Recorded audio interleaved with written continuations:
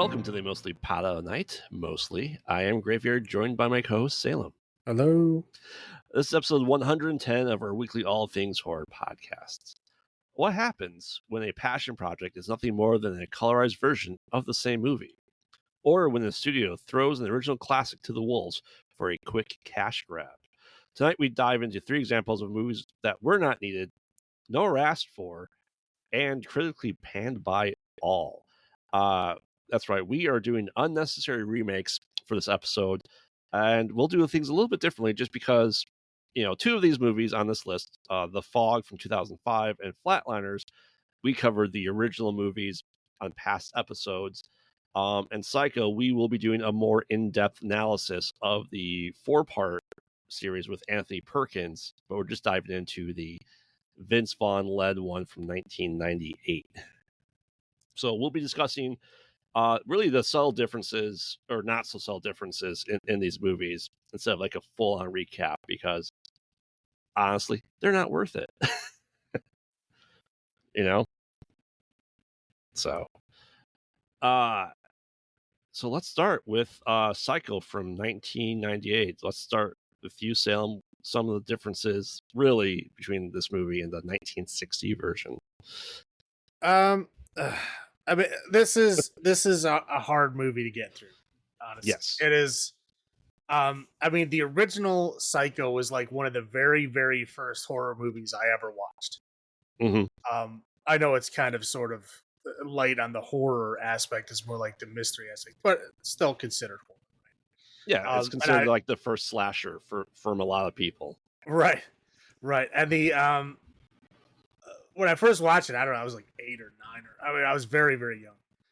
And it was like we were talking about some movie, and my uncle was like, "Oh, you think that's a good horror movie? I'll make you watch the best horror movie ever." I'm like, "Okay." Like me and my little cousin were like, "Oh, okay." And so he put on Psycho, and I loved it. I thought it was great.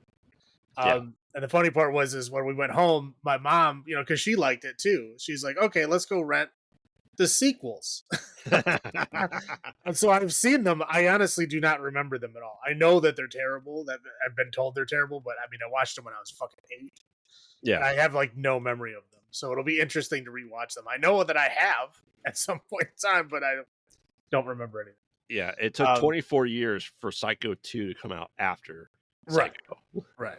But I mean, it still is Anthony Perkins though. So I mean, through all 4 of them, yeah. Yeah. I don't think I ever watched the 4th one. I know I watched 2 and 3. Maybe I did. I honestly don't. I guess it would depend on what year it came out. 1990. It would be a stretch. Maybe though. That was still in the era of renting VHS tapes, so maybe. Yep. Anyway, so Psycho. So this movie it's hard to get through. If you've seen the original a lot, like I have, if you like, because it's a very classic, I mean, extreme classic movie, right? It's like one of the classic movies. It's like you look at like everybody's top 10 of all time list, and Psycho pops up a lot on those lists, right? Oh, easily. Not horror people. We're talking all time film. I mean, it's a fantastic film. It's Hitchcock's probably crowning achievement. His like again, his the birds, Rear Window, yeah. Right? It's his best film. But anyway, so it's hard watching it because it's a shot for shot remake, and I think the reason why they don't do that is because of this movie. It was really the first time they tried it, and it was not good. I mean, if you're gonna remake it, try to put a twist on it, try to make it interesting, try to modernize it, whatever. And they didn't even do that. It's very bizarre. Anyway, so what I did to try to get through it is I would watch Psycho until like literally my brain would start melting and I had to stop. And then I would go watch the original up to that point to like reinvigorate my brain. And that's what I did. Like, dude, I had to stop and start probably 4 or 5 times. Watching this one, and then I was like, pause, go back to the original. Okay, and then watch like. Because it's interesting enough. I was going to spoil it right here. Is like everything about this version is worse than the original. Oh, like, yeah. Everything. I mean, literally everything. I mean, some of it's not bad, But again, it's all worse. It's all at least one step down from the original. It's baffling to me how this even got made. Differences, sure, we could talk about differences. Are there real differences? Not really. I mean, there's It's in um color. I mean, yeah, it's in color, obviously. There is some shown knife wounds in the shower, which was not there before. Mm-hmm. It's slightly more bloody and violent, I guess. Not, I mean, the original, there was enough there to give you the gist of what was happening, but like this one actually gives you like a little bit more. Like I said, you see knife wounds in her back when she falls over the bathtub. Um, they made Viggo Mortensen a cowboy Mm-hmm. for some reason. Because he was a cowboy in Leatherface. So, like, there's the original guy was just a dude. He was just a 1960 dude, and then this version he's a cowboy. Okay. I mean, there's a bunch of little tiny differences, like, um, her sister, played by Julianne Moore, like wears a Walkman, right? Yes.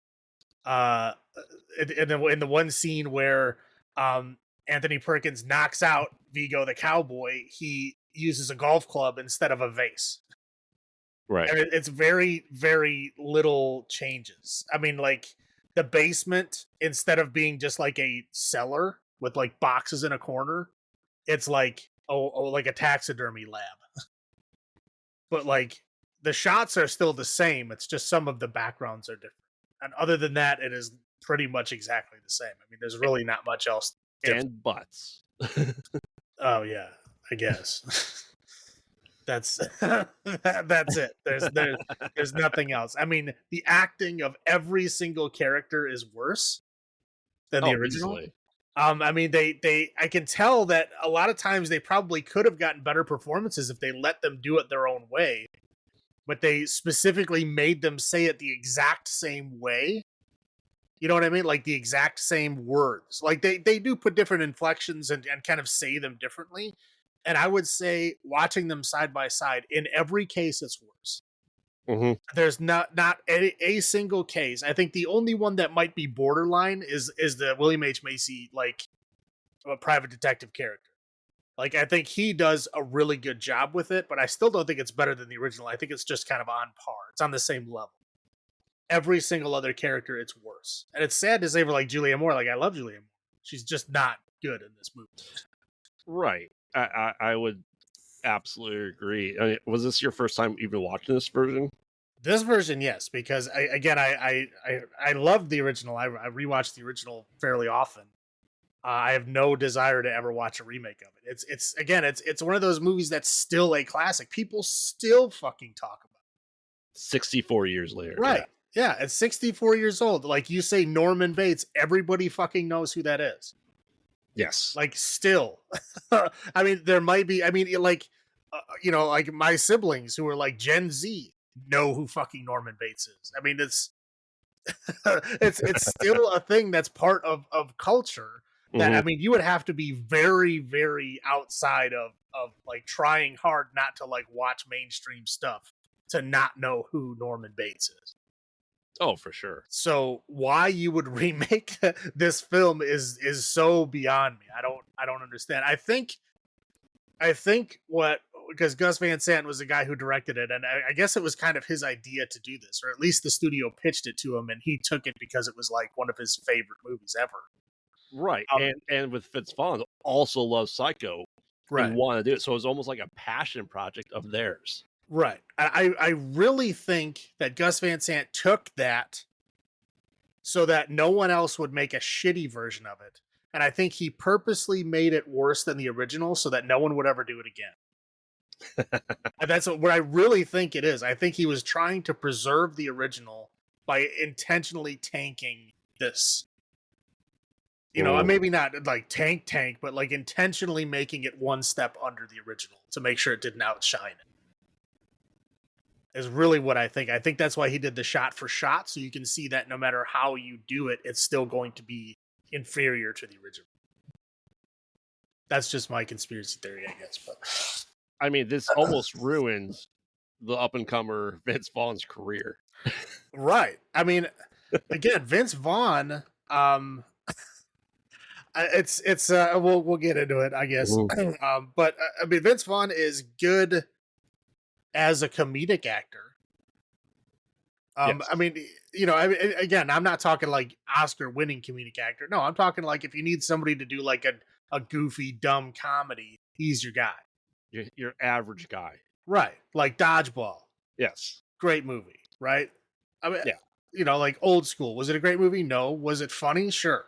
You know, I mean, there's Swingers. Like I think that was the first thing I ever saw him in. That movie was great, and it's like that's the kind of characters that he's good at playing. And whenever they try to make him play a serious character, he just doesn't. He can't do it right. Like a lot of people think that's what happened with True Detective season 2 was that he just couldn't sell the character. Mm. That's one of the. I mean, again, there's a lot of things wrong with season 2. I'm not saying it was only him. There's a lot of things wrong with it, but it's again that was another serious role that he tried to play that he did not do well in. It's every time he tries to play a serious role, I just don't think he's good at it. I think he's good at the comedy thing, but he feels like he's bored doing comedy and he wants to do other things. I can respect that, but I'm saying if you're not good at it, just stop. Yeah. You're taking roles away from people I think they could do it much better. Oh, for But like, sure. yeah, seeing Anthony Perkins and him act side by side, it's like it's not even close. Not even close. Oh, none of them.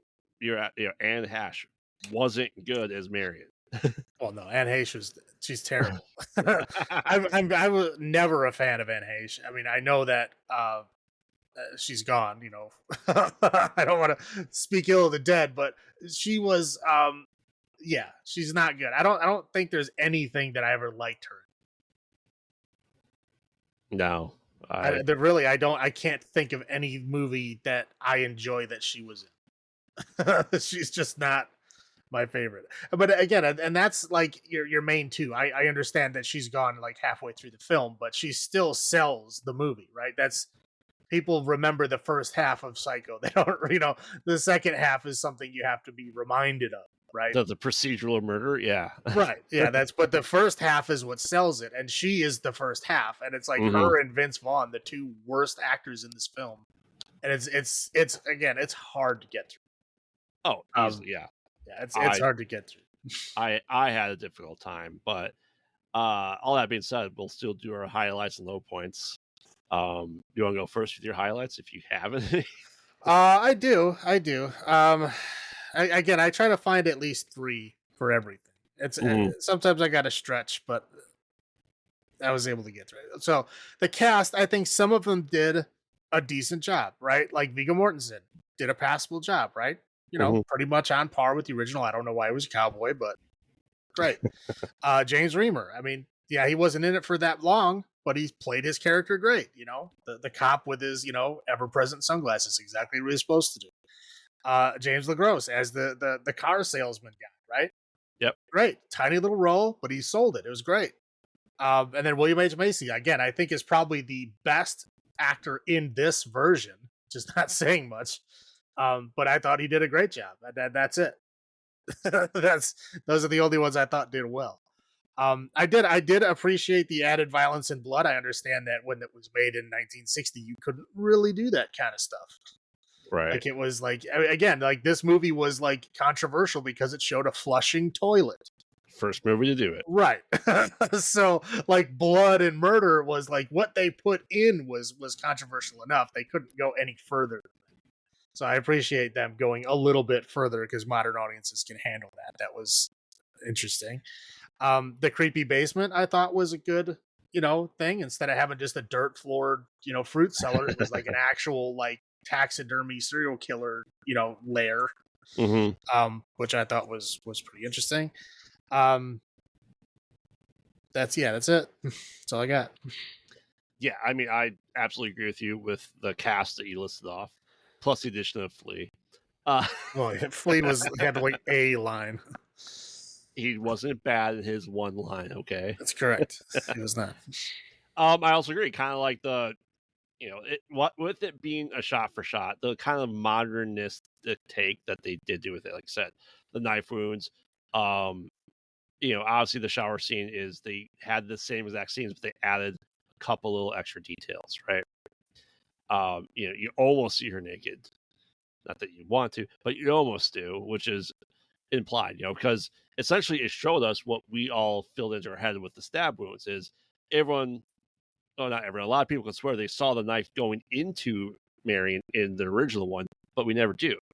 It just No, means Hitchcock did. it touches her belly. Yeah, Like it's like pressed up against her stomach, and they did that same shot in the remake. yeah, It's just like it's pushed up against her belly, and that's it. It doesn't actually enter, but right. it is pushing against her skin. Yes.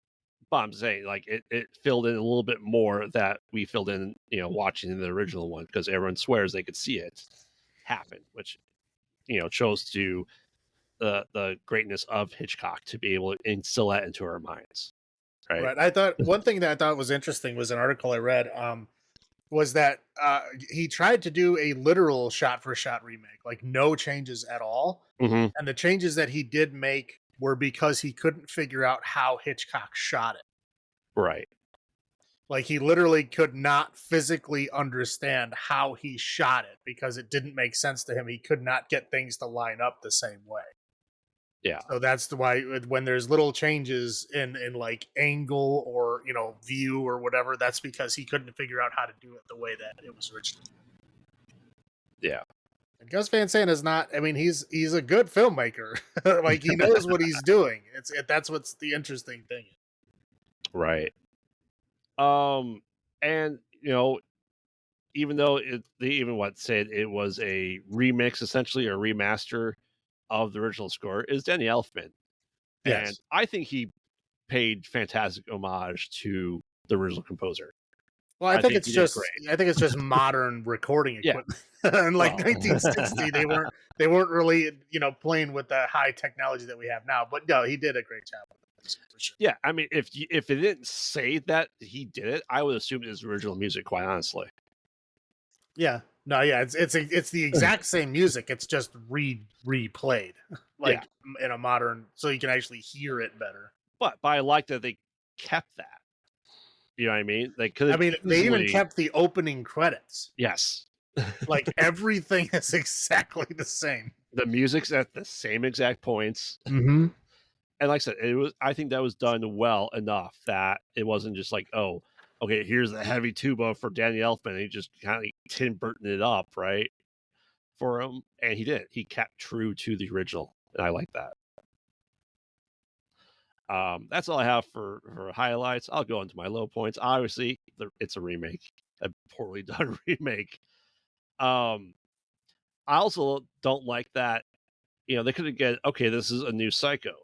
The last Psycho only came out 8 years previous to this, so it's still in kind of people's minds, and 30, 40 years later, that it's still there, right? But it didn't add anything to the lore in the slightest. They could have easily just made, Vince Vaughn the new Norman Bates and just made it Psycho 5, and we've been okay with it. If they did something different, my guess is more so than this movie. Like I said, I think that's my conspiracy theory of Gus Van Sant doing it on purpose to make sure it wasn't as good as that. That's what I think happened. Yeah. Overall, this movie is quite forgettable because there's no need to watch it. Zero. Yeah, it's like okay, take like a great play, like an award-winning play, right? Mm-hmm. And then imagine that all of the star cast got sick. And then like the second string people, not one, all of the second string people now have to do the performance that the award-winning people can't do because they're sick. Right. That's what this film is. It's like, sure, it's the same thing, but it ain't nowhere near as good. Right.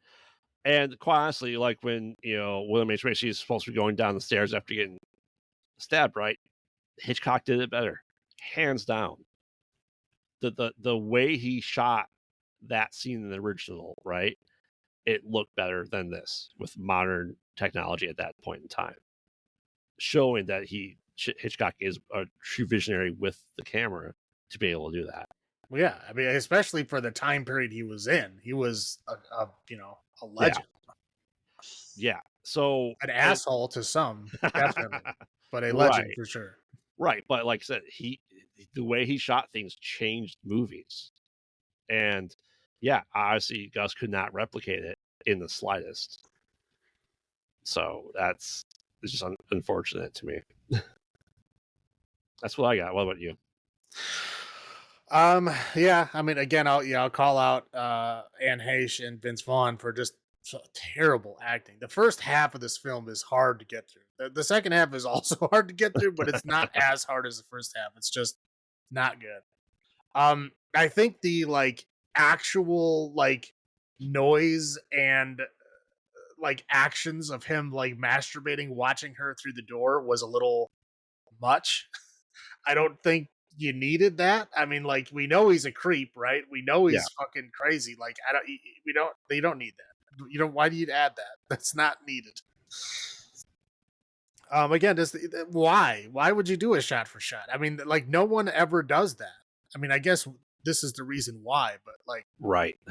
I, it just blows my mind. Like, why would you do that? Especially that movie. Like everyone knows that movie. It's like you're going to be judged by everyone on Earth. Mm-hmm. Anyway, I did appreciate the knife wounds on her back, but they were CGI and they were not done very well. Probably because it's really the only CGI shot in the film. They probably did it for the lowest bidder. Right. But yeah, it's like that again. Just the poor performance from the main cast. That's the first half of the film is just you can't sell it. Like people are done halfway through the film, like all the time. And the original is just too classic to remake. And I will also, I mean, most of the time, I don't give a shit about wardrobe. I could fucking care less as long as it's close.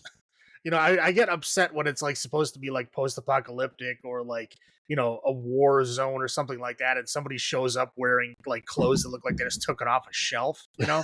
Like that kind of stuff annoys me. Like I don't know if you remember that show Revolution. Yeah. I Yeah. couldn't get into that show because everybody was so clean. They looked like they just came out of like, Aeropostale, whatever the Yep. hell that store is, like brand new fucking clothes. I'm like, supposedly you've been living in a electricity-less world for decades and like somehow you have brand new like mass-produced clothing. I don't think that's true. I don't think that's real. What? Yeah, I couldn't watch that show because of that. But this movie, yeah, I feel like, oh, it's color now. We have to like amp it up. So everybody's wearing these like garish, like over the top, like super bright colors. Like even Norman is. It's like, Yeah. what are you doing? Like, like it's just bizarre. But not only is it the colors and stuff, but like Julianne Moore, right? Mm-hmm. Beautiful woman, right? Yep. The second half of that film, she is wearing, I think, the worst clothes I've ever seen her wear. She's wearing like these weird pants that are too big for her, that are like folding strangely, and then like the boots that she's wearing are like way too tall. So like again, it just looks like she's wearing like three different pairs of pants, like over them. Like it's so bizarre. And the shirt that she's wearing doesn't fit her, right? It looks like she's just wearing like a dude's shirt that she bought like too small, but also too big at the same time. It's bizarre. Again, I don't know who the wardrobe person was for this film, but they failed. Yeah. Colors are bad. The fit was bad. Everything terrible. Again, wardrobe is not something that I normally give a shit about. So it really had to be bad if I'm calling it out. True. Yeah. But yeah, that's it. That's all I get. All right. So our olives this week are shot for shot scenes out of 10. So Salem, how many shot for shot scenes out of 10 do you give this movie? I don't know. I don't know if I can go low enough. I don't know what my lowest rating for other things was. I mean, I don't care. But I'm gonna go a 0.21. 0.21. 0.21. There's no point to this at all, and it angers me that it exists. I think the lowest we ever gave anything was a 0.1. So I'm Yeah. just throwing it out there. I agree. Like, granted, This was a feat to make the movie. Making movies is hard. Now, that being said, this movie is the epitome of our catchphrase phrase that we have for the show. Uh, I would never suggest watching this movie ever to anyone. Uh, No, so, watch the original. I mean, if you want more of the original, watch it again. I mean, yep, there's no reason to ever watch this. yeah. I will give this 0.5 shot scenes out of 10. It's really because of Danny Elfman. Let's face it. He did the assignment right. Yeah.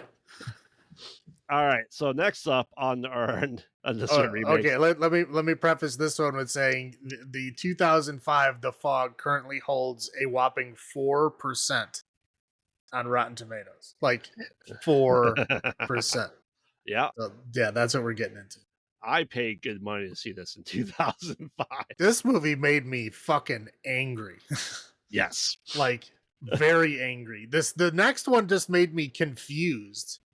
Like We'll get into I'm that. like what? But like this one, I was literally fucking angry. They Mary sued this movie, and I got so pissed off.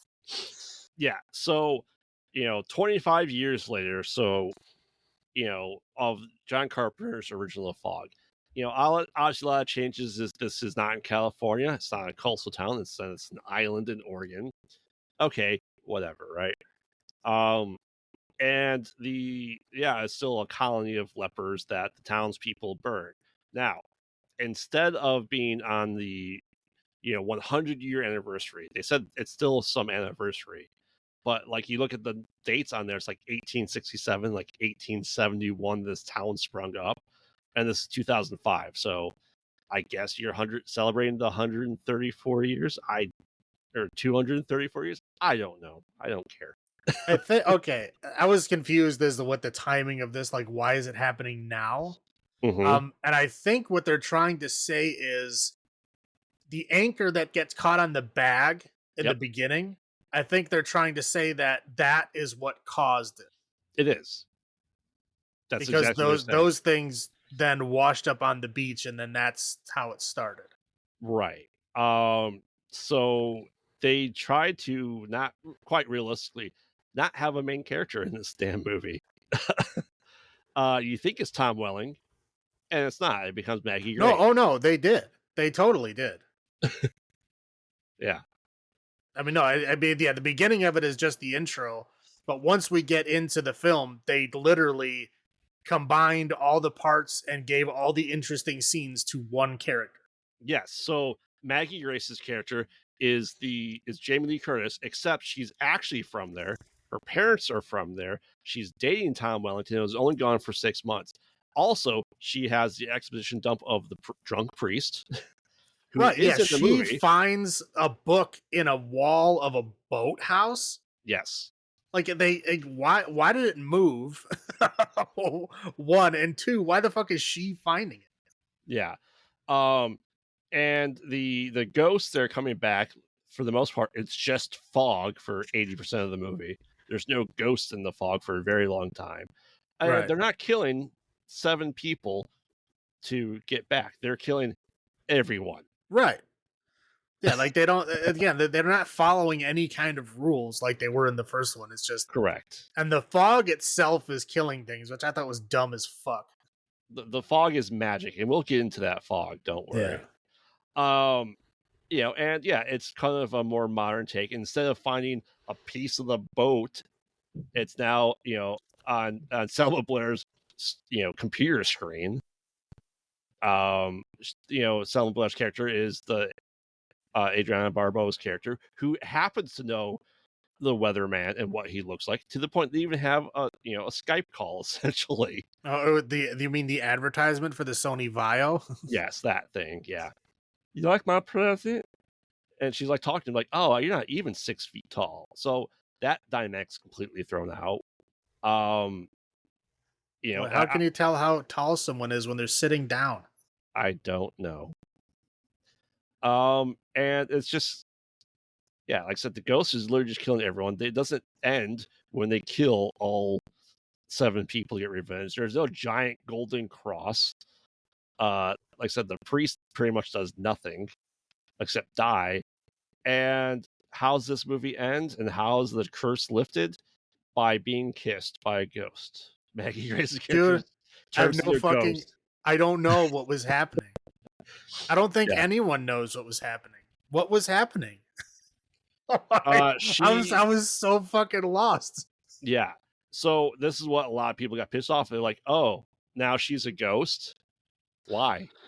She's a descendant of someone and looks No, just like okay. the ghost captain's wife. She walked up to them, got kissed by the dude, and then like became her earlier incarnation Yep. And leave. and leaves. Everyone leaves. Right. So like, The okay, was revenge she a plot's ghost? gone. Was Yeah. she a ghost the whole time? Yeah. No. But like the revenge plot isn't like I'm killing everyone that took or that burned us alive. It's I found my bride. Everyone else come with me. We're cool. Good. Right. Like, dude, like the whole fucking ending did it stopped making sense. Yes. Like it was making its own level of sense until they got to City Hall. Yes. And all of a sudden then it was like the ghost completely ignored all the people that were the descendants of the people that burned them alive. Right, because it said, oh, Castle, Hank, all the four families, right? Right. And they were chasing the guy that wasn't related to them at all. Yeah, because he from Chicago.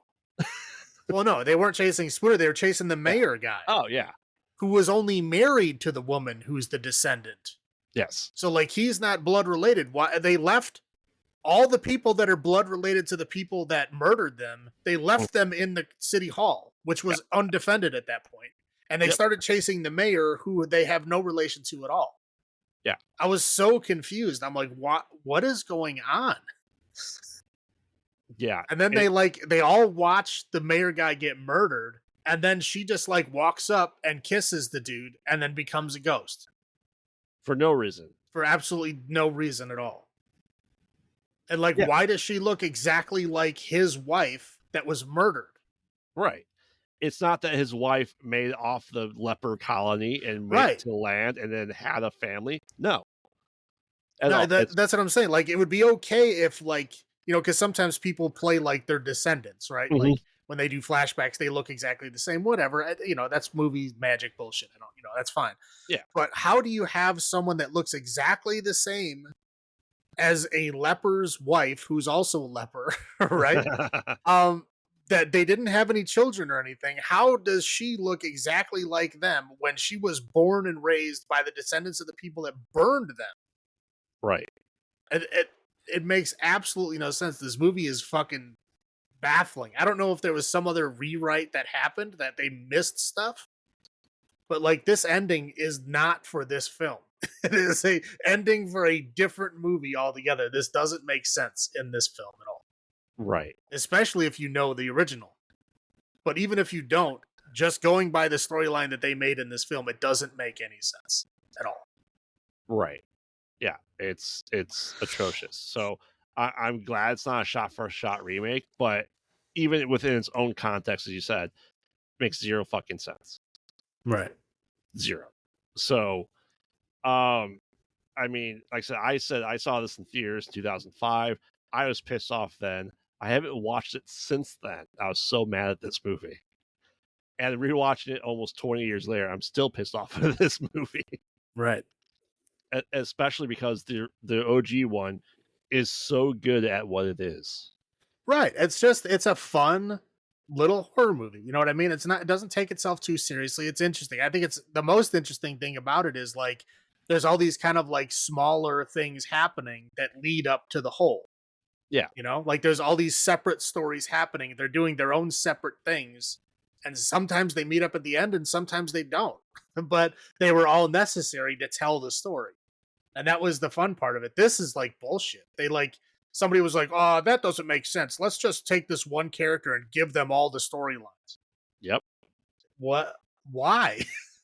and then make her into a fucking ghost at the end. Like, nothing makes sense in this. Correct. Now you saw this before, right? No. Oh, this is your first time? Yeah, no, again, I don't bother watching remake. If I really like the original, there's no reason for me to ever watch a remake Yeah. unless people say it's actually good, which is, as you know, extremely rare. But like when people tell me it's actually good, I'll watch it. If it's a movie that is like classic to me, Mhm. I won't bother. Like these three, I haven't seen any of them because again, I love the original of all these three. So why would I ever watch the remake? I've only heard people complain about it. I've never heard anything good about any of these three movies. Yeah, I mean, for me, I've seen all of these now twice because of this episode. So, um, do you want me to start with my highlights of this movie, though, Sure. for what it is? Um, I mean, I like that they have some of the same story beats that are there. Like I said, they just condensed the cast down to Maggie Grace for like half the cast. But like I said, there are good homages to it. Now instead of like are you weird? It's are you a freak? Yeah, Yeah. no, it's not good. uh, of all the quote PG-13 kills, the only good one was the babysitter. I think That was the worst one. it's the only one you Me actually. and me and you must have watched different movies, I It's guess. the only one you like actually see. You get to For see the the most dude part. get stabbed in the eye. Oh yeah, That one was better than that CGI bullshit. I'm saying that's probably the least PG-13 kill they had though. Well, it just looked like a bunch of spider webs slapped all over her body because it like the CGI was so bad. I don't know what it was trying to. Was she burning? Was she rotting? I think she was rotting. Who knows? It looks like shit. It's the CGI was so fucking bad you can't even tell what was happening. But we'll get into that magic fog later. And of course, Selma Blair and Maggie Grace. I do like them outside of this movie. Those are my highlights. How about you? Okay, now I will agree with you on Selma Blair. Selma Blair should be cherished, and I do like her a great deal. Maggie Grace can fucking go walk, take a long walk off a short fucking pier. You I like don't her in like Lost? anything. I don't like anything she's been in. She was terrible in Lost. She was the one character I was like, oh, this fucking bitch, shut up. Every time she was on screen, she was horrible. Like she couldn't do anything for herself, and it was like one of those. She didn't even like learn over time. She just sucked. And the whole time she was on that show, she was terrible. Like all she did was like latch onto other people to do shit for her. She never learned anything. Yeah, especially to that her boyfriend. Yeah, Right? again, I've never liked her as an actress. I think she sucks. Everything that she's been in has been terrible, and this movie just kind of solidified that for me. Is that I don't know what the fuck she Mary sued the fuck out of this movie. Like she took every major storyline and she became the center of all of them. Yep. But yet they somehow still kept all the other storylines, even though they're completely pointless. She entered the movie, and it's her movie. Right. It's like it's so bizarre. Like that was the fun thing, right? Is like, Jamie Lee Curtis was just a hitchhiker, right? That's it. That's her tied to That the was town. it. And then like he, met the dude, right? Picked her up. They like banged it out. They had their own little adventure and shit, and they ended up saving the son, and that was it. They Yep. never really met up with everybody else. I think Yeah. at the very end, maybe. No. Did that? Yeah, I think they did in the church. But again, they had their own little like adventure that was fun. But like they never crossed paths with everybody else. And in this one, it's like they completely destroyed that. Mm-hmm. But the one thing that annoyed the shit out of me is, okay, they said multiple things about their relationship here that I was like, what the fuck is wrong with you people? Is like, one, the guy said, well, you left 6 months ago without a letter, a note, or even a phone call. Right? So she just left. She's been gone for 6 months. They've had no communication. Yeah. And he was worried about cheating on her? Yeah. Like, she's gone. If she's not talking to you anymore, that means it's done, dude. Like, if you have no communication, it's over. But she's like, the why main do character. Yeah, like, why do you feel bad for dating other women when you've literally had no... She just left without telling anybody anything, and she hasn't communicated with anyone in the town for 6 months. And he's still worried about offending her? Like, what the hell kind of relationship were you guys in before she left? It sounds like the most toxic, abusive relationship there is. Like, she had him like whipped in line and then just left him there. Yeah. Sorry. Right.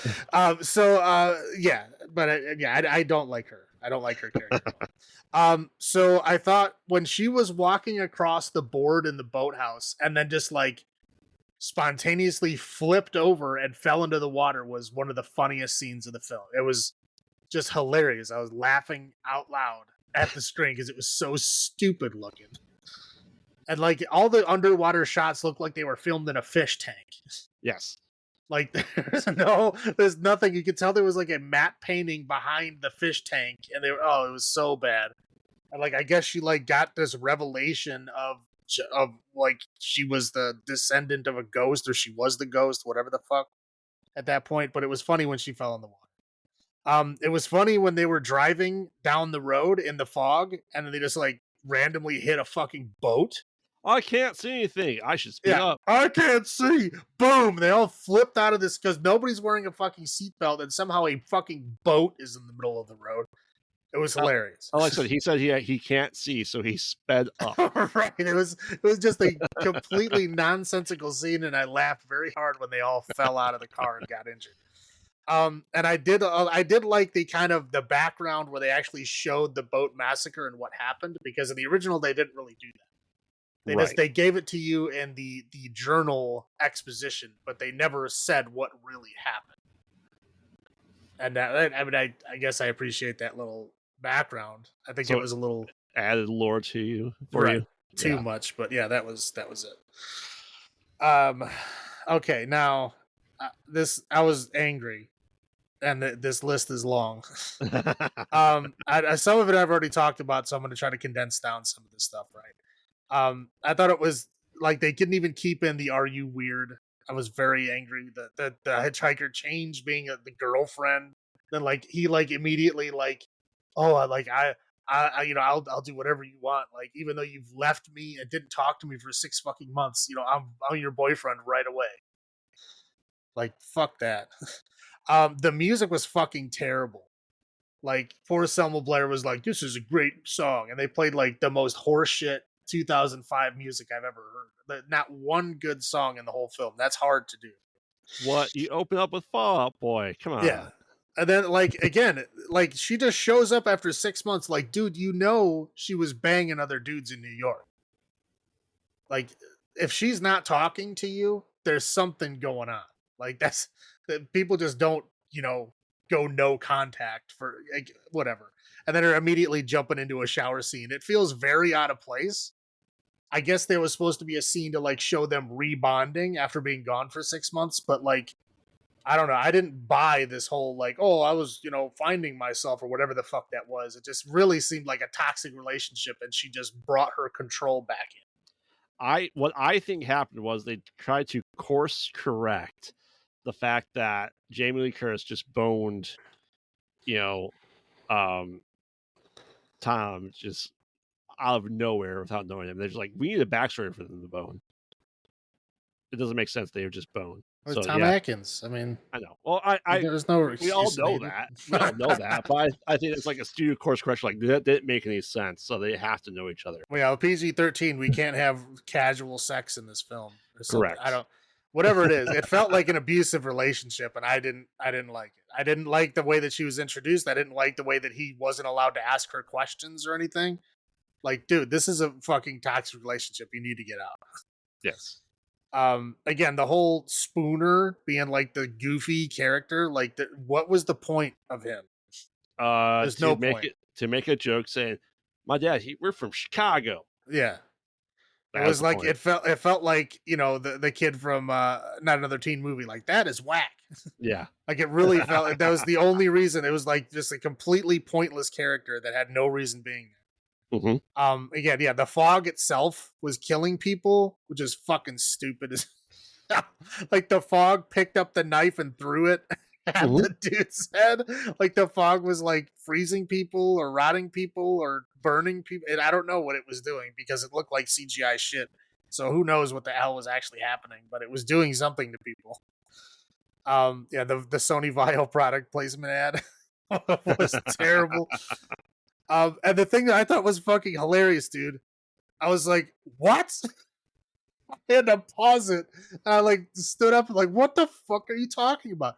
Was like when he's at the fucking weather station, right? And the power goes out, and he's like, oh, batteries. I'm like, you fucking asshole, the internet doesn't run on batteries. What? Like, where the fuck is your internet coming from? The power's out, you fucking moron. Like, yeah, your laptop would remain on, that's correct, but your connection to the internet would not be on. Oh my god, I was fucking pissed off. Like, what kind of stupid fucking is like somebody that doesn't understand computers, obviously. The internet's just in one little box. It's in England. Yeah. Right. But like again, instead of all these characters having their fun little separate stories, it was like they gave them all to Mary Sue character. You know, she gets to, you know, have to find the journal. She gets to you know, be the center of everything, which was just, it was just stupid and fucking lazy. Yeah. Again, I wrote down how bad that CGI old lady death was. It was that fucking bad. It was terrible. But also, okay, Selma left the lighthouse. Mm-hmm. Right? In the original film, the lighthouse is connected to the house. It's like right next to it. Yes. So why was there a scene with her driving? Like, I don't understand why that scene was even there. I was very confused. I'm like, okay, she's gonna go talk to the kid. Like, why is she driving? Where is she going? To almost die. I'm like, what is happening? I was very confused. Like, and then like the car like flipped off the road, and then she was like at the fucking city hall. Like, oh, okay. I guess that's what happened. Sure, I guess I can buy that. But like, yeah, it was completely pointless. Like, I don't understand why she had to leave the lighthouse. Because like Adrienne Barbeau in the original never left the lighthouse. Right. She went on the roof, but that was it. And then at the end, I still don't know what happened. Like, they're in the city hall. All the ghosts are attacking the city hall, and then the mayor runs away, and then all the ghosts start chasing the mayor again, who we already said is not blood related to anybody that was their enemy. And they ignored all the people who were the blood relatives, who were like, in the original, that's who they were killing. They were only killing the descendants of the original people that did it. Yep. And this one, it seemed like they were doing that. But again, in the first scene of the film, they kill 2 random women who had nothing to do with it. Right? Yeah. And they kind of say like, oh, well, the one guy was my cousin. So like, I guess you could say that he was related to them. Right? But like the 2 women that were there were unrelated, just, you know, casual victims of the fog, and it just killed a lot of other people. It didn't care who it was killing, but it was going to the city hall to fight those people because that's what it was there for, and then it just decided not to. Yes. And then decided to kill the mayor after like showing him a contract and lighting him on fire with it. Here's the contract. Oh, I'm sorry. Boom, you're dead. Right, like they were chasing him because he was like the legal representative of the town, and they wanted him to look at a contract. Sure. And then even that was just a joke thing that lit him on fire. Sure. Let's go with that. Like, these guys don't know. Like, these guys need the better planning for their pranks. I don't know what you guys are doing. And then again, she just like walked up and they just like kissed, and then she became a ghost and like literally became his earlier wife. Like, she had the leper face and everything. Mm-hmm. So like, was she the ghost the whole time? Like, did his girlfriend never really come back from New York and it was just her the whole time? And that's why she was like on a mission to find all of this proof, to find out who the descendants were and who this stuff was. Like, I was trying to figure out what was really happening. And that was the best I came up with, is that she was not the actual girlfriend. She was the wife. But it didn't make sense that that's what she looked like before she left. That's the part that doesn't make sense. Right. So I don't know. Maybe she only looked like that to us. Maybe she looked like the girlfriend to everybody else. Maybe. I don't know. Maybe. I honestly don't know. Yeah, okay, I'll stop. I'll stop now. All right. For me, obviously, this is unnecessary. Like I said, we talked about a lot about the differences. I definitely said Elizabeth being multiple characters in one, stupid. PG-13 horrorness was not good. So let's talk about the fog a little bit. So the fog is powerful enough to go through doors in the boathouse and stuff like that, and to get into the drain pipes of the house to reach up and solidify hands to kill the babysitter in whatever way. But the little kid puts up like 8 pieces of scotch tape, and all of a sudden doors are a problem for it, and it can't get through the cracks easily. And when they're held up at the town hall, oh man, they're ghosts. We've seen fog. It's everywhere. Hurry, block the doors with stuff.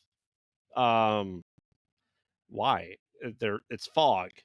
It's gonna get in. You're fucked. Right. It's like, again, it's like they sometimes follow the rules of the original and sometimes not. Right. Like, again, because they have this magic fog that's killing people by itself without the ghost's help. Mm-hmm. Okay.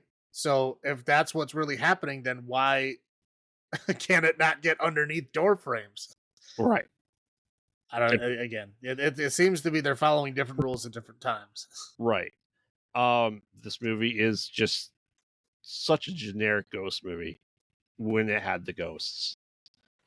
It just stupid. The stupid nods to as we talk about, to appease the fanboys, right? So Tom Welling plays a character named Nick. What's his last name? Castle. And who's Nick Castle? The Shape. Yes. So they're trying to throw in cheeky references to other John Carpenter works, and it's stupid. And I hate it. So, like they said, they purposely threw that out there just to do it.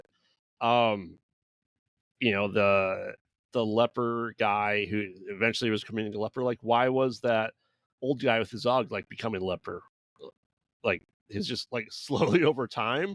Are there lepers there now? I don't know the rules of these ghosts in the slightest. And let's talk about that fishing boat, right? That is like a working fishing boat. And they're just, hey, we're gonna bring these girls here. It's gonna smell like fish. And they think we're gonna shoot like a Girls Gone Wild on that boat. That's not happening. Yeah, I felt bad for those girls because it was just like the director's just like, okay, dance like you're drunk and having fun, action. And Yep. they're just like, they look like so uncomfortable. Like I would be uncomfortable too. There's like 2 guys filming you on a fishing boat, like you're trapped in the middle of the ocean. Like, That yeah, I'd smells be, like fish. right. I would be like going, this is great, guys. Can I go home now? I would be that way too. Yeah. And of course, last but not least, the ghost kiss. Stupid as fuck. Again, the movie doesn't. Whatever. It cannot be overstated how much I hate this fucking film. I hate this movie. Like burning, passionate hatred. Well, okay. One last thing. When the girlfriend comes back, she's talking to her mom. She's like, "You've been gone for 6 months. This isn't a hotel. Like, did you like destroy her room and make it something else in that 6 months?" I'm like, I understand she left, but like, you wouldn't think that maybe your mom's happy to see you in the slightest. Again, that's what I'm saying. Like, what kind of toxic fucking asshole was this woman when she left for 6 months with no contact, and everyone was like either terrified to like defy her, even though she's not there, or just like happy that she was gone. Yeah. Like, what kind of person was she? Like, she must have been like a demon or something. Well, I mean, clearly she was a ghost inside this girl. That's what I'm saying. That's what I'm saying. Like, the ghost came back, and I think the ghost was being nicer than that woman was. Yeah. So, God, I hate this movie. All right, so I will go first for number of shot-for-shot scenes out of 10.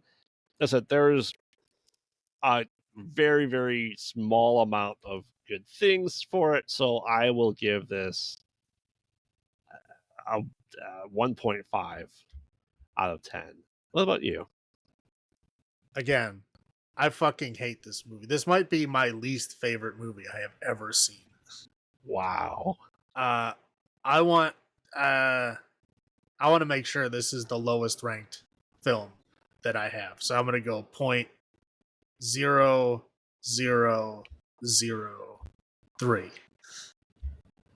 Fuck this movie. All right. Well, last but not least for this, uh, maybe we can kill ourselves and come back to life right. and No, purge our memories from this. right. This movie is just not good, but it's doesn't intentionally try to, take away from the original. Like it really doesn't say that this is a remake. It could have been the same film, right? So we'll get In to the same that. well, and I got in the same universe is what I mean. Like it Yes, could have been a sequel to the original. there's pieces of it that make it a remake and a sequel at the same time. Right. Like there's because Keith spoiler Kiefer Sutherland is in this, right? And he Mhm. plays like their teacher, their doctor teacher. Yep. And he's got a cane and everything and kind of has the same haircut that he had in the first film.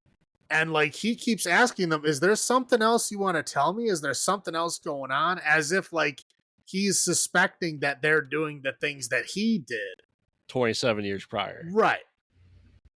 So it feels like this might have been like in the same universe. So like kind of sort of like the same events happened in the same universe, close enough to the original where one of the original characters was kind of sort of tangentially involved. Well, spoiler alert, he plays that doctor and he plays his character from the original. Yeah. So it's both. it's Well, that's what I'm saying. Like, I think it's in the same world. Yes. But anyway, but again, this movie is it's just like Psycho. It's like they kind of tried to remake the original, and just everything is worse. Yeah, they just made it. They made it. They made it more technology based. Like they weren't just haphazardly stealing stuff. Like they had a fully functional MRI machine in the basement. Well, did you listen to what they said when they were walking down there? I must have blanked it from my mind. They said that this is a hospital that was built 5 years ago. It's a fully functioning hospital, and it's only here in case of a like natural disaster. This is a backup hospital that has all the same technology and functionality as the original hospital, only it's only for emergencies. Okay. So the technology level is top technology level because it was only built 5 years ago. Mm. But it's not currently in use because there's no natural disaster, which again, if a hospital has extra fucking beds, they're going to fill them. I don't care if you tell a hospital don't use them, they're going to fucking use them because sometimes they get overloaded. Right. So like it doesn't make sense. Again, I'm not defending what they're saying, but what they did say is that's why it is there. Again, it's dumb because it's completely different from the original. The original was just like they stole a bunch of shit, right, and did it in like the basement of a church, But this is like they're in a hospital with full hospital equipment, right? And I'd say the motivation is different, right? So, it's not just trying to one up, the time limit in the first one, right? Like I got to beat their time. This is hey, holy shit, at this point in time, well, I can't think of her name. Which one? Shadowcat. Juno. Ellen. At this point in time, Ellen Page. Don't dead name poor Elliot Page.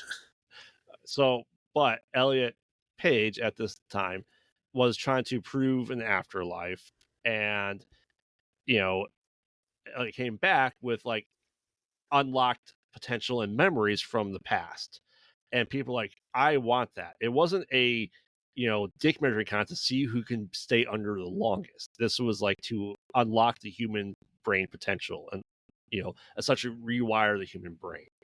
Right. Well, yeah, the first one was just like, can we do it? Right. That was the whole thing. And then like this one started out that way.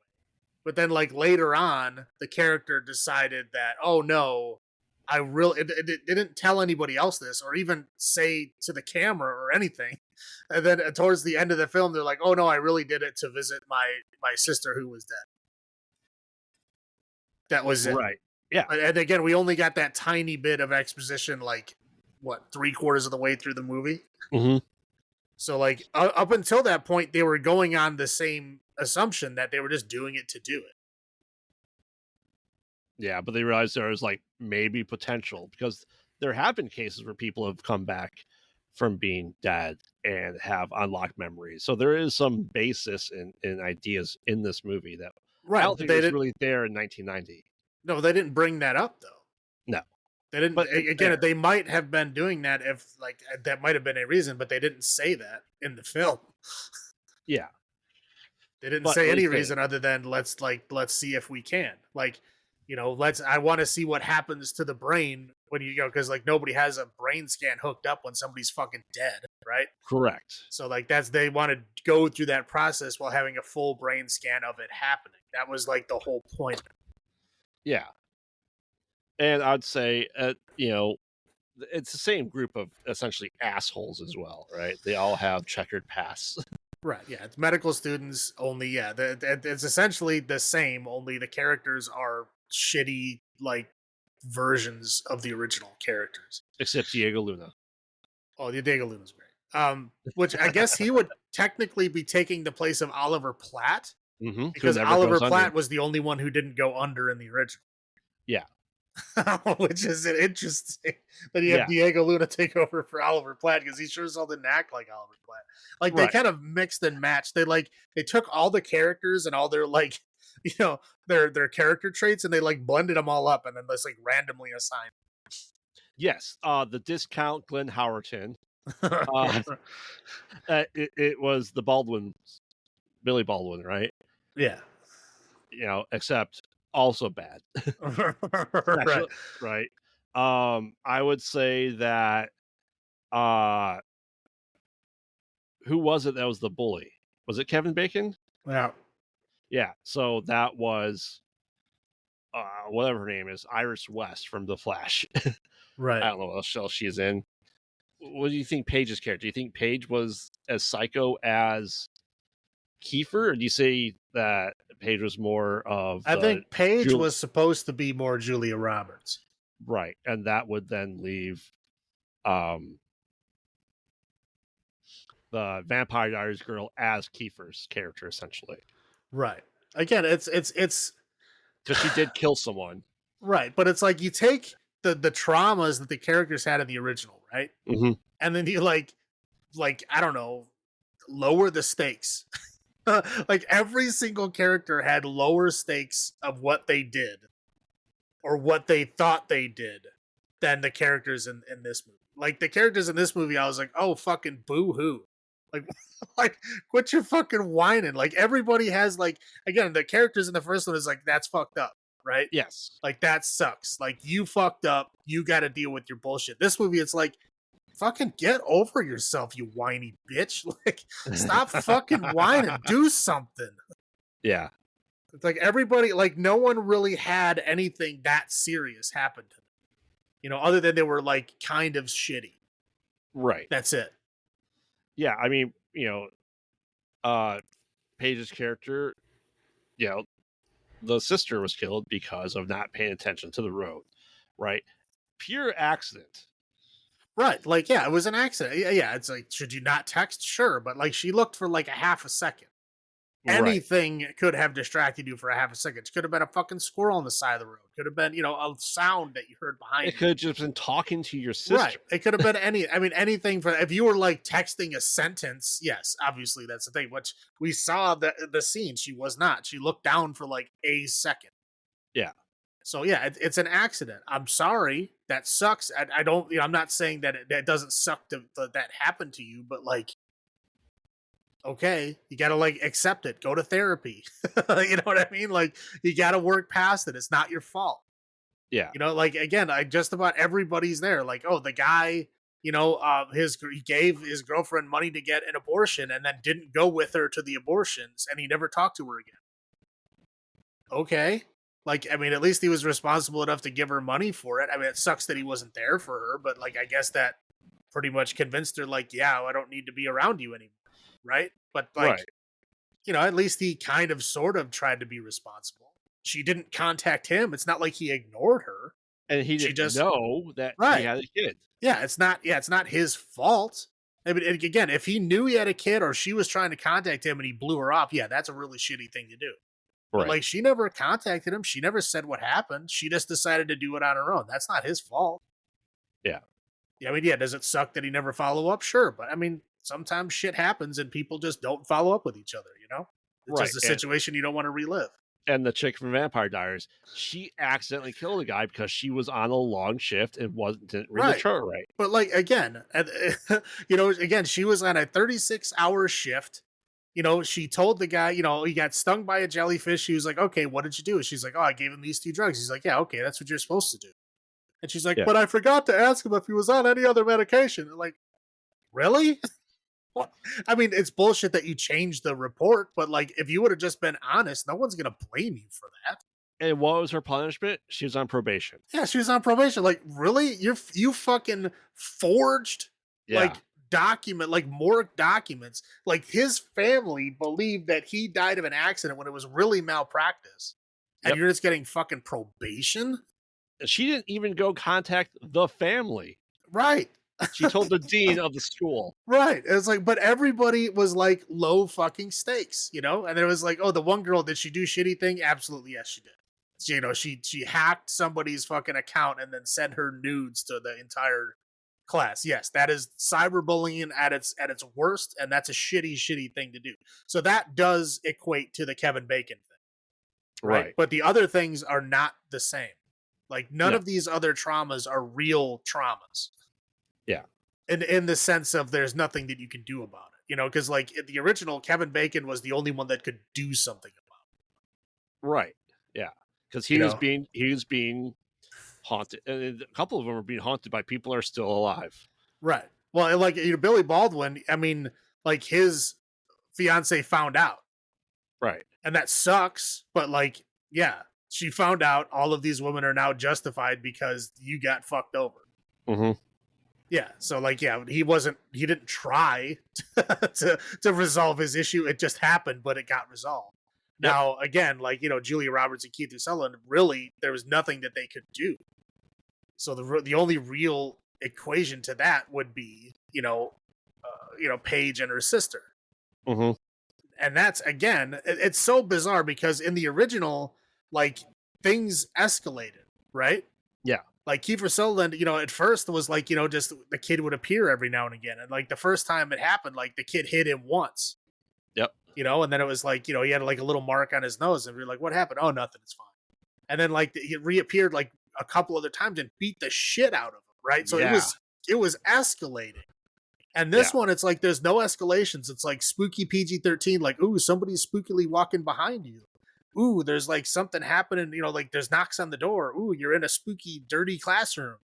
Right. And then one of you dies. And then all of a sudden thrown off a building out of nowhere. Of nowhere. I'm like, what the fuck was that? What? That's not escalation. That's just like, oh shit, we need to move this plot along. Murder. Like, what was that? It was so bizarre. It just came out of nowhere. And then the movie just kept going. I'm just like, what? What was that? Hey, and don't forget, you can be freaked out by someone else knowing the same song as your dead friend. Right. Like, oh, like there's only so many songs you can play by yourself on a piano that are recognizable. You know what I mean? Like, come on now. Yeah. And it was just so bizarre. Like, the dreams and stuff were so low stakes and so poorly done. It was like, okay, like, I guess that's spooky, right? But like, nobody was in danger. Except for the one ghost that like literally went from sitting at a table coloring, like pictures to murder immediately. Yep. Like, no in between. There was no escalation. It was like, I'm coloring a picture. Now I'm pushing you off a roof. What the fuck was that?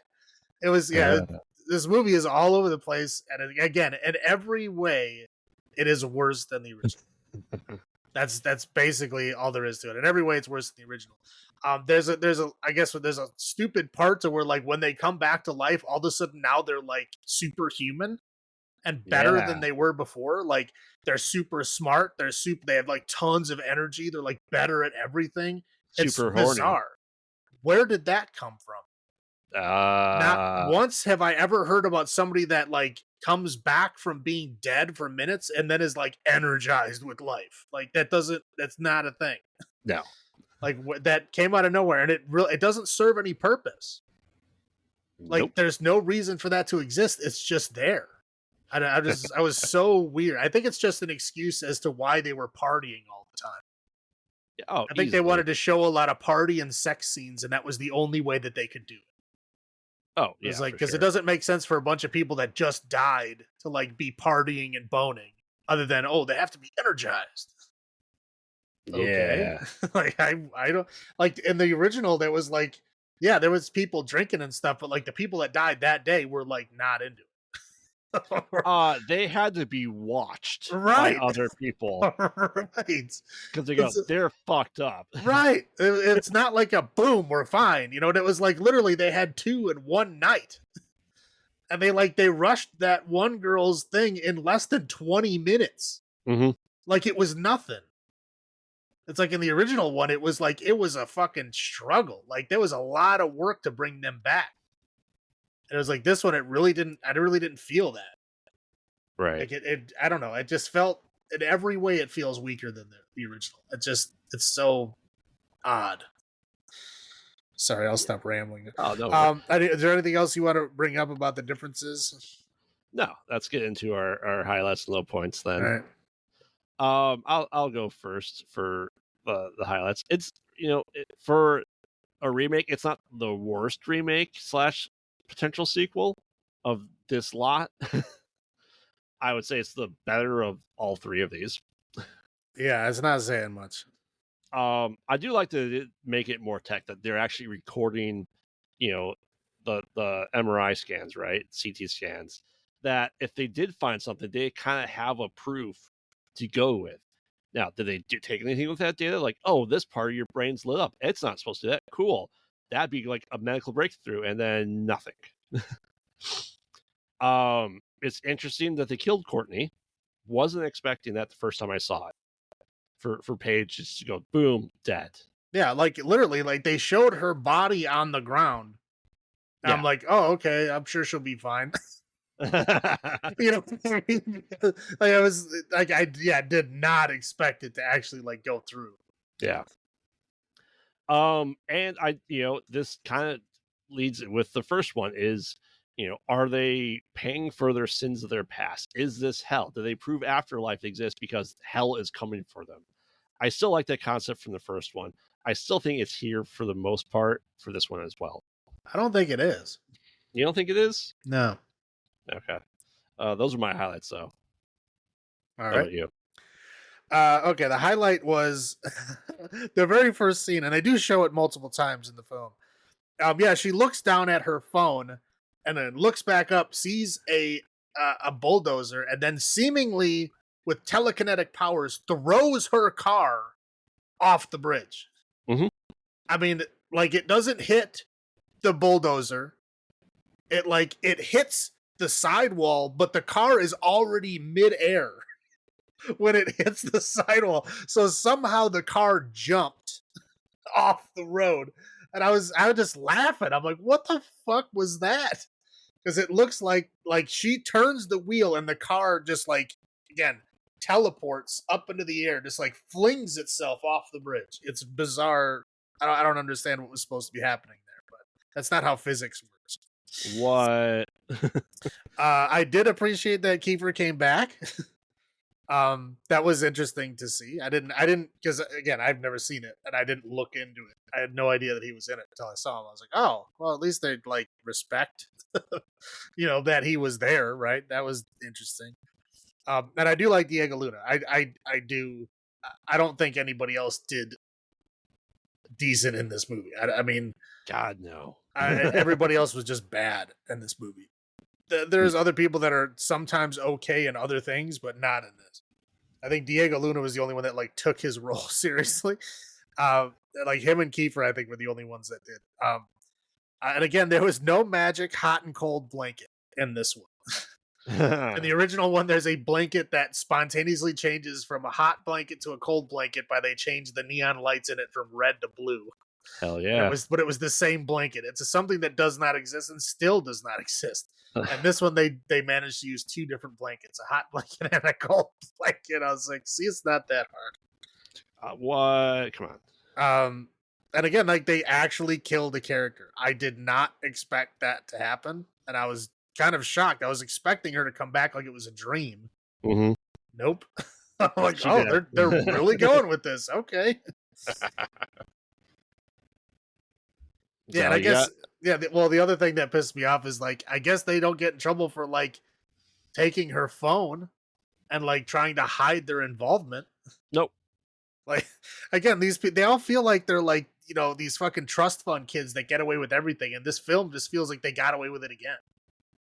Like there's no repercussions for their actions in any way. Easily. Other than obviously one character fucking died, but like all the rest of them, I don't think they learned anything. Agreed. Yeah, for sure. You want to go to your low points? Yes. Now, low points is like obviously it's too clean, it's too clinical, right? The original one was very big on atmosphere, right? And it was like, you know, the church basement, you know, it was like very kind of spooky lighting and 7 you know, layers of hell. Yeah. yeah, backgrounds and like cool stained glass and like things were covered in like, you know, scaffolding and tarps because the, you know, it was like under construction. It was a very cool atmospheric place to set it in, right? Mm-hmm. And this one, it was just like, yeah, it's just like a super brightly lit hospital room. There's no atmosphere at all. It like literally went out the window. They completely removed Halloween. Yep. I was like, okay, that was like kind of a major thing. Like literally, Billy Baldwin shows up dressed up in costume like one of the nights. Like it was a big thing. It was like a lot of the people like running around in the streets and their outfits and stuff. You know, that was like a big thematic kind of atmospheric thing in the original. Completely gone. Well, because they weren't in Chicago. It doesn't matter. They have Halloween everywhere. But you know, again, like when they died and then came back, like all of a sudden now they're like super smart. They have like super energy. Like they all like act like they're on fucking ecstasy all the time. Like they all want to bone each other. Yeah. What? Not suicidal like they were in the first one. Yeah, like they're all like ready to bone. They're all ready to party all night long, drinking like fucking knock down walls in apartments. Like for some reason, I was like, I don't know what the fuck is happening. But yeah, just partying, constant sex. Like I think it was just an excuse because they wanted to film sex scenes and party scenes. And I guess. But again, like all of the, you know, dreams / traumas just feel like they're lower stakes in this. Like again, none of them are serious enough. Again, the one random character killing is completely out of place. Oh, like no one else suffers anything near that. No one else suffers any kind of physical stuff except for the one dude gets stabbed in the hand. Yeah. Like that was it. That was no one else suffered any kind of physical ailments at all. It was just kind of spook scare, right? Nothing major. But yeah, the stakes just feel so much lower, and no one feels like they redeem themselves. They all just feel like they're the same trust fund assholes at the very end. Oh, they are. Yeah, I mean the ghost dream sequences are just lame. They're just not good. Like you know, there's a lot of CGI bullshit in there, and none of it is like good or memorable. It's all just like the generic bullshit you expect to see. Like nothing new or original here at all. Mm-hmm. And the relationships really feel forced. Like the characters really don't seem like they have any chemistry. You know, like they're supposed to be like best buds, and especially even when they're like, you know, boning and stuff, they really don't feel like they're like together at all. Like what Sophie and Jamie were boning when her mom was knocking on the door. That was like one of the most awkward scenes I've ever seen. It was so badly done. Oh, yeah, but just not good. It just does not feel good. It just feels like a generic shit version of the original. Oh, yeah, for sure.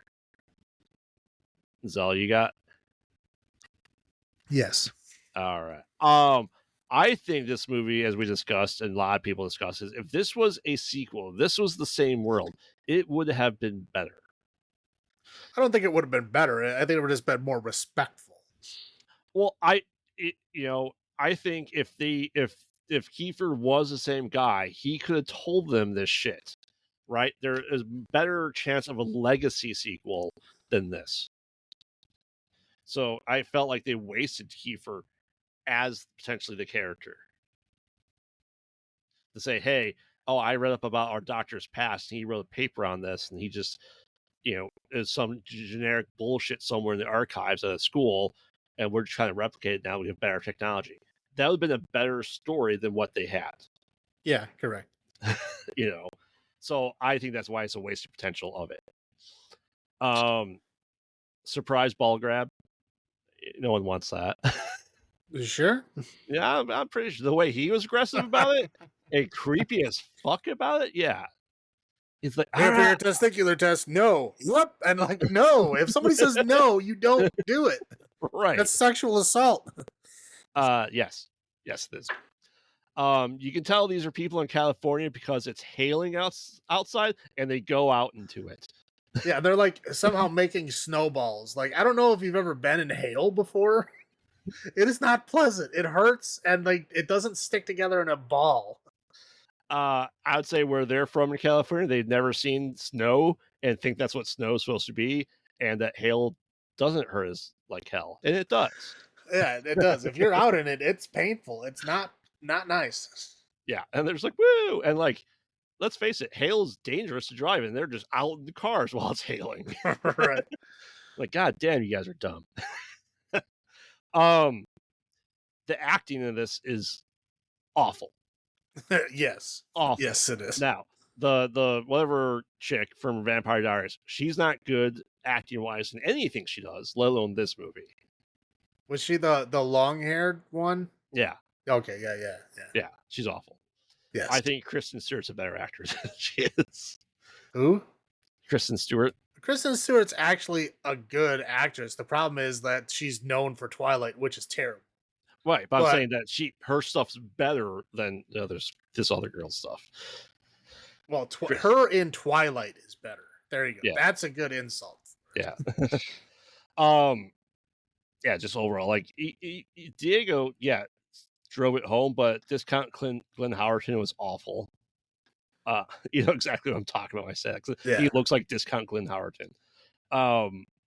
And okay, this pissed me off in the first one. I understand they didn't know what they were doing, but in this one as well, like I'm gonna go under for 1 minute, and then Paige goes under, and like okay, everything's set in place. Now I'll stop timing 1 minute. Like it's already been like 20 seconds.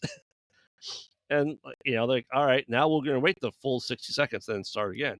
And then they're going, I'm gonna go under for 2 minutes. And then they don't start trying to revive until that time frame is met. And it's always going to be longer. And that was the problem with the first one. Like, well, technically it was like 8 minutes. Well, no. If you know it's going to take 30 seconds to revive someone, you start at 30 seconds before the time frame to revive them. Yeah, well, I mean, the first one kept that though. When they were factoring in the time that it took, they did factor in that time.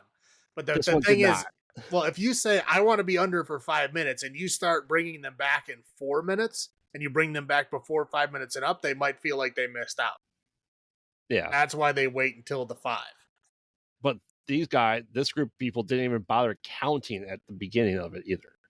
Yeah, but it's like, like if you pay for 10 minutes of swim time, and at 9 minutes, some guy's like, all right, time to get out. It's going to take you a minute to get out of the pool, so come on.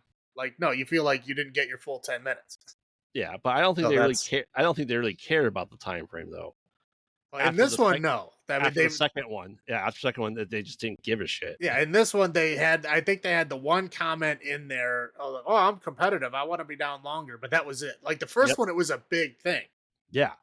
Like the first one was they were like betting times, and like the one who would go longer was the one who would go next.